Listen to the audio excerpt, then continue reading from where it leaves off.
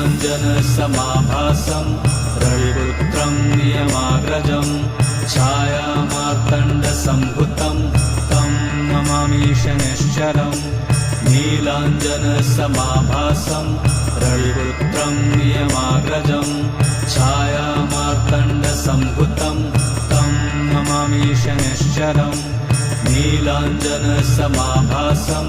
रविपुत्रं नियमाग्रजं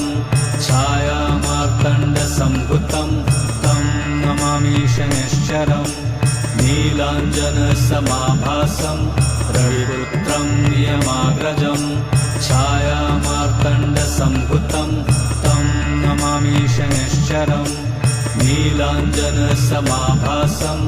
रविपुत्रं नियमाग्रजं